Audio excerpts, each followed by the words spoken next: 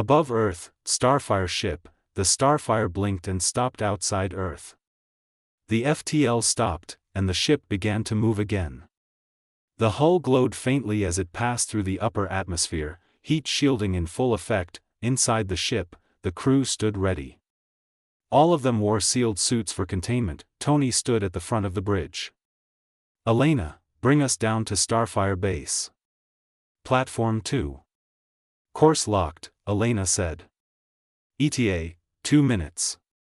Behind him, Sue, Johnny, and Ben stood silent. Tony opened a channel to the base. Nat, we're coming in hot. I need the second floor sealed. Full containment protocols. Nobody enters without my say-so. Natasha's voice came through fast. Already on it. The quarantine chamber is active. Airlocks primed. No one goes near it. Good. Keep it that way. Outside, the desert came into view. Soon, the ship landed without any problem. The nanites were humming and shifting on the surface, creating a faint energy field around it to prevent intruders. Inside Starfire base, landing bay, tech crews were waiting behind the glass wall. So were scientists from NASA and several other observers. Among them stood Howard Stark. Behind him, NASA's lead astrophysicist and 2 data analysts whispered as the ship powered down. The ramp lowered, then Tony's voice came over the speakers. No contact. We've been exposed to cosmic radiation with unknown effects. So, we're going into lockdown.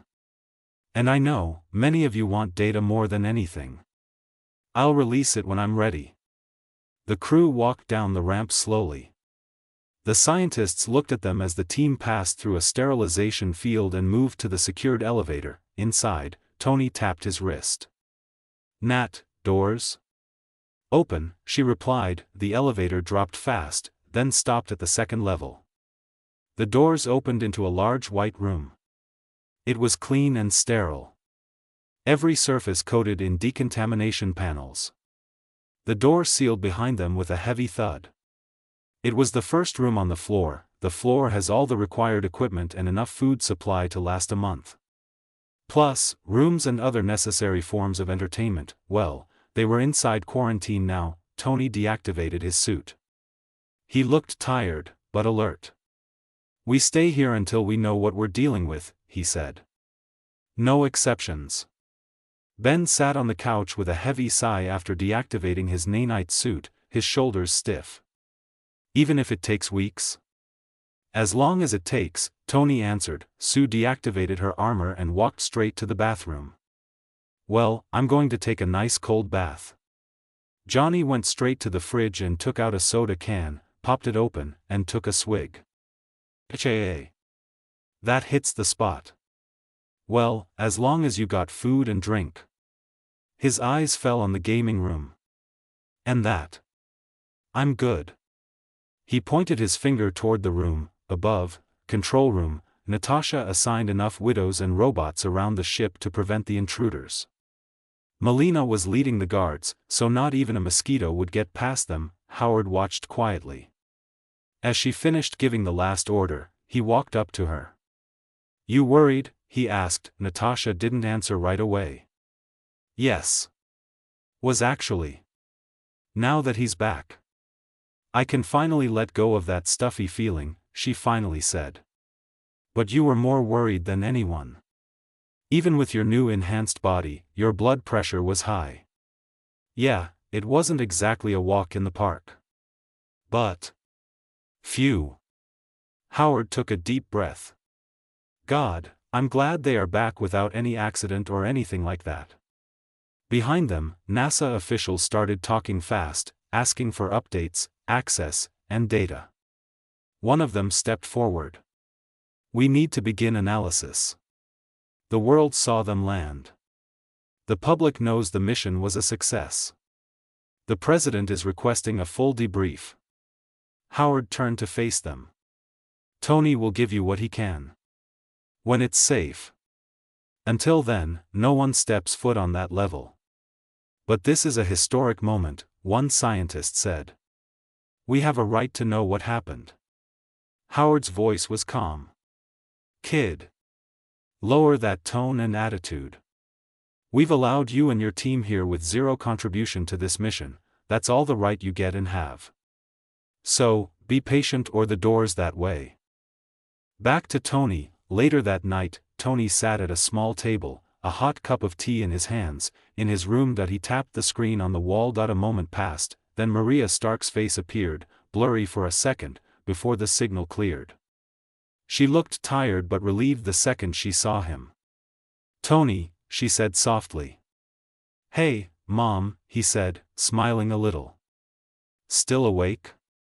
Maria nodded. Of course. I couldn't sleep until I saw you. On the other screen, Howard stepped into frame. He looked like he'd aged 5 years in the few days Tony had been gone. His expression was tense at first, then he exhaled and gave Tony a look only a father could give. You all right? Howard asked. Tony gave a small nod. Yeah. We're all back in one piece. Maria's voice was gentle. We were so worried. The news caught on quickly. Everyone's talking about the ship. The landing. And then you just vanished into your base. Tony chuckled. Yeah. Typical Stark fashion. Big entrance, dramatic silence. Howard leaned forward. Did something happen out there? Tony hesitated for a second, then nodded. Let's just say we got caught in a cosmic storm and found some answers out there. I'll explain later. But we are all right. Just need to stay in lockdown for safety. You know how it is. Maria nodded slowly. All right. You take the time you need. Just, don't keep us in the dark too long. I won't, Tony said. I'll check in once we have more answers. Howard looked like he wanted to say more, but he just nodded and stepped back. Maria smiled gently before the screen faded to black. Tony sat there for a moment, holding his cup, staring at the wall. His thoughts were racing, but he kept his face calm. He took a sip, leaned back in his chair, and let the silence settle. Then, he decided to take a walk and maybe talk to Sue. Down the hall, Johnny was already deep into a racing game, yelling at the screen. Ben had passed out on the couch with a half-eaten protein bar in his hand. Sue was in her room, reading through the ship logs on a tablet. The door was slightly open. Tony knocked gently on the door. It creaked open a little more. Sue looked up from the tablet, her hair still damp from the bath. She was sitting on the edge of her bed, wearing a plain black tee and sweats, the glow from the screen lighting up her face.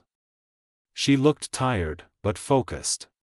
Hey, Tony said, leaning on the doorframe.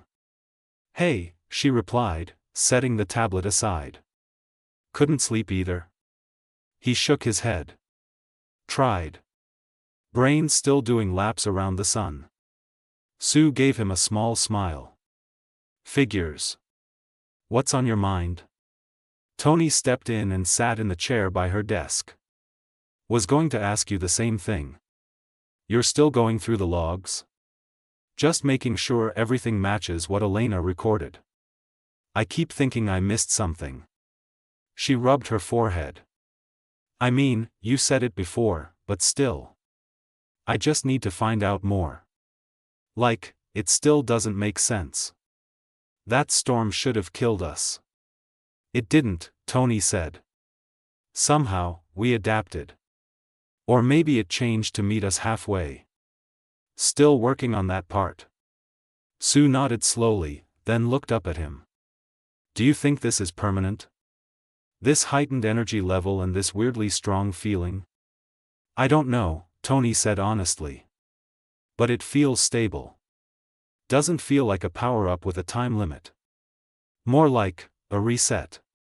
Like our bodies are running on something new. Think of it as evolution. She was quiet for a moment, then said, That's what scares me. Tony leaned forward a bit, resting his arms on his knees. Sue. I know you're trying to keep everyone safe. Keep yourself grounded. But you don't have to carry all of it alone. Not tonight. Sue looked at him for a long moment. Her shoulders dropped slightly, and she let out a breath she didn't know she was holding. "You're right," she said quietly. I don't know how to switch it off sometimes." "Same," Tony said with a tired grin. "But we made it back. Everyone's alive. And we have time to figure out what comes next." He stood and nodded toward the bed. "Get some sleep. You earned it." "We all did. Maybe not Johnny. He's in there yelling at a game like we didn't almost get cooked alive." Sue chuckled softly. "That sounds about right." Tony headed for the door, then paused. "If anything feels off. I mean, anything. You call me, all right?" "I will," she said. "And Tony?" He turned. "Thanks. For not doing this alone and trusting me." He gave her a soft look. "Anytime." Then he stepped out and let the door close behind him.